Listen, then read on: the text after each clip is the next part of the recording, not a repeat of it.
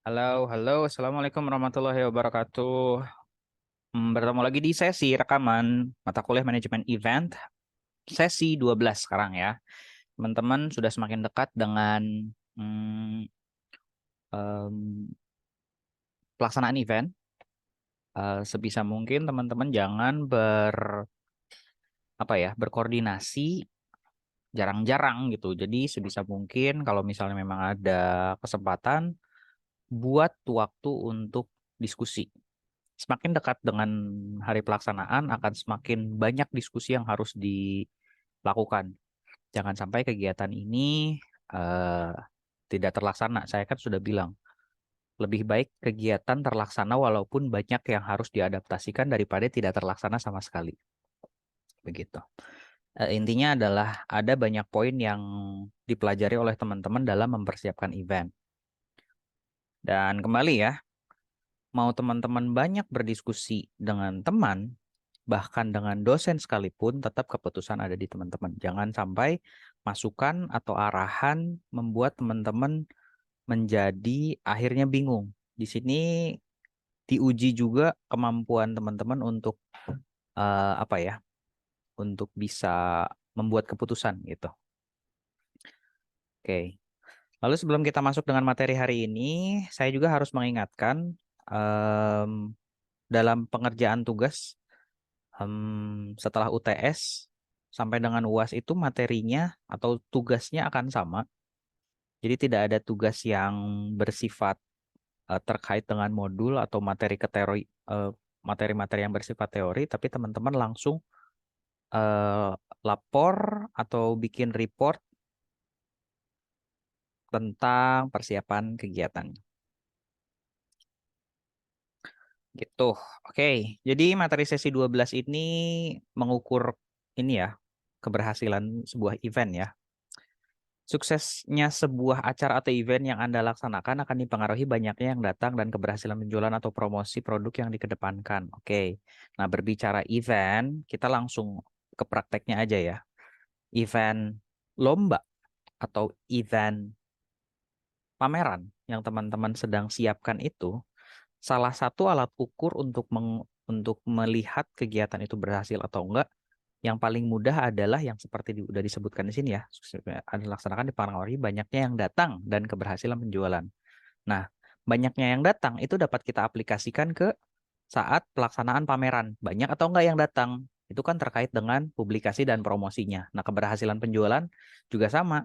Teman-teman dalam menjual, mau gimana-gimana juga kan tetap saat teman-teman buka lomba foto itu adalah jualan karena ada biaya yang dibebankan kepada peserta. Sebanyak apa sih dan sudah sampai mana, sejauh mana realisasi bisa terrealisasi dari target yang sudah dicanangkan sama teman-teman.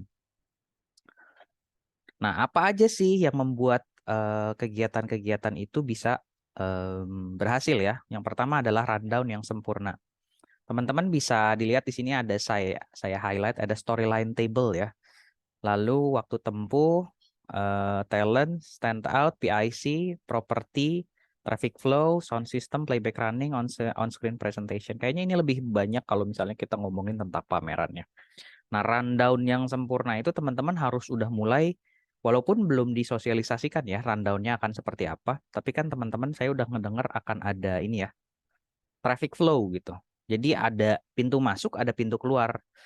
Dan walaupun kalau misalnya nanti pada saat di lapangannya itu adalah tempat umum, tidak tidak berarti orang yang ke situ tuh harus harus lewat pintu sini atau seperti apa, terserah aja karena itu tempat umum. Tapi kita bisa adaptasikan nanti ya.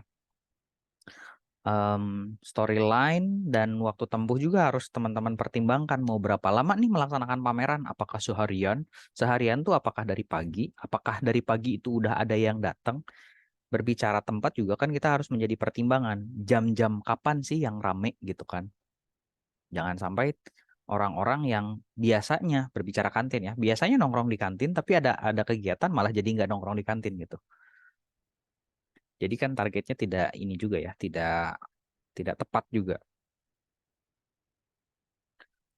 Nah, undangan untuk orang penting secara personal. Kalau misalnya mau dilaksanakan di kampus, berarti teman-teman harus tahu nih pejabat-pejabat kampus siapa yang diundang untuk kegiatan ini. Berikan undangan, mau itu undangannya bentuk digital atau cetak, teman-teman bisa bisa pikirkan nanti ya. Nah, undangan ini ya bersifatnya harus formal, tapi secara personal. Misalnya ke Pak Rektor, ke Ibu Wakil Rektor, lalu ada kepala biro segala macam. Atau misalnya teman-teman mau mengundang semua dosen, tapi harus undangannya benar-benar yang dirasa undangan ya, bukan yang bersifat broadcast gitu. Ini kan ada kata-kata secara personal ya. Lalu undang juga komunitas kalau misalnya bisa ya. Nah, teman-teman juga berbicara sosial media, teman-teman harus bisa bikin countdown. Misalnya, kita berbicara lomba fotografi ya. Masih ada waktu berapa hari lagi? 3 hari menuju penutupan pendaftaran gelombang 1. Nanti kalau misalnya penutupannya akan ditutup, misalnya 7 hari menuju penutupan. Begitu pula saat pameran, soundingnya pun seperti itu, ada hitung mundur gitu. Karena orang-orang tuh kadang-kadang udah lihat ya lupa gitu. Ini juga kan ada kata-kata di sini ya. Setiap orang punya jadwal dan aktivitas yang berbeda dengan pilihan kepentingan yang harus dibentuk. Memberikan informasi dan mengingatkan secara terus-menerus akan menguatkan pemikiran bahwa acara ini menjadi penting untuk dipertimbangkan, untuk hadir, untuk terlibat. Karena ada banyak kan ternyata saat kita pertama sounding untuk lomba foto ya. Sounding lomba foto. Semua orang pada bilang gitu. Di panitia maupun di dosen pada bilang, ini banyak yang mau nih ngelihat hadiahnya segala macam. Tapi saat kita udah buka pendaftaran, kok nggak pada mendaftar? Itulah pentingnya untuk ngerimain gitu. Mungkin mereka tuh mau mendaftar, tapi belum ada stok foto. Tapi kalau dengan cara diingatkan, ini tinggal 3 hari lagi loh. Kalau misalnya mau ikutan, nanti udah 3 hari, ntar nggak bisa ikutan lagi. Diingatkannya seperti itu contoh. Nah, tadi juga saya bahas sedikit ya. Sebisa mungkin undang komunitas, karena kalau misalnya uh, mengundangnya komunitas, sudah pasti akan suka dengan hal itu gitu. Apalagi teman-teman sudah memutuskan untuk ada penilaian favorit audiens, akan orang-orang yang mengerti di bidang itu kalau misalnya ada komunitas yang hadir. Ya teman-teman sudah mulai cari nih komunitas-komunitas foto, komunitas-komunitas yang bisa diundang. Ya jangan yang jauh-jauh, yang ada di Bandung aja. Setiap kampus juga kan pasti ada komunitas, nggak pasti ya, kemungkinan besarnya ada komunitas foto atau UKM-UKM yang terkait dengan kegiatan yang teman-teman rancang. Performance penyelenggara dalam masa persiapan. Ini teman-teman juga harus udah ini ya, harus udah mulai gercep kalau misalnya bahasa sekarang. Berikan image yang bagus dari kualitas iklan, materi acara. Nah, teman-teman kan udah bilang akan pasang banner di kampus. Desain yang bagus, urusan dengan pihak-pihak kampus secara rapi, penuhi urusan administrasi.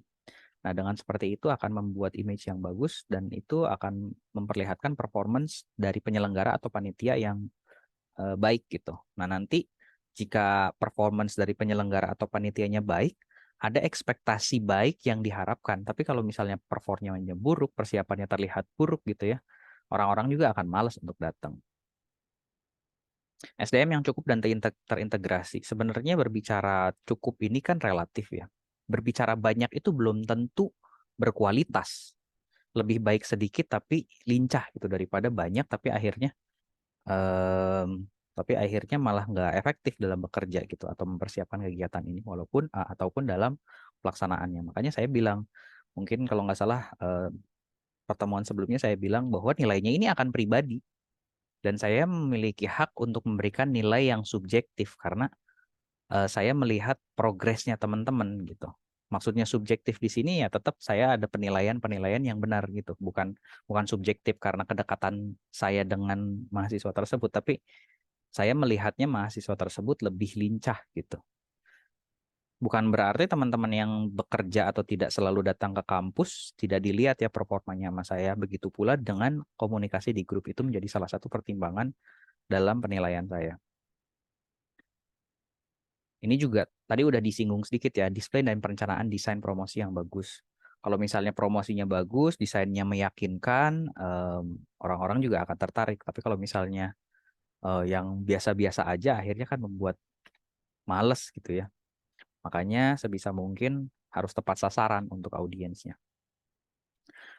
Nah, yang terakhir unsur-unsur pendukung materi diantaranya sponsor, investor, tim penunjang segala macam harus dilibatkan juga gitu. Nah, teman-teman, saya juga nggak tahu ya, udah nambah sponsor atau belum.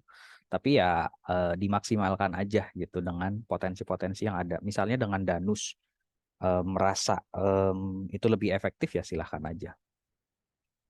Oke, mungkin saya selalu bilang ya, nggak tahu ya, berbicara persiapan event ini kayaknya akan lebih baik kalau misalnya kita ngobrol atau interaksi secara langsung, di mana kegiatan kelas rekaman ini kan malah jatuhnya satu arah ya dari saya doang ke teman-teman.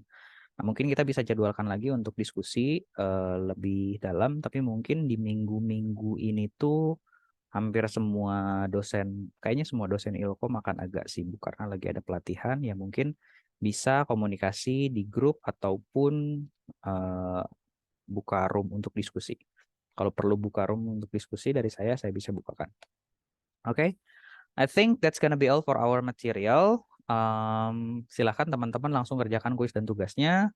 Jangan dinanti-nanti lagi, nanti malah bertumpuk. Oke, sampai bertemu di mata kuliah Management Event sesi selanjutnya. Assalamualaikum warahmatullahi wabarakatuh.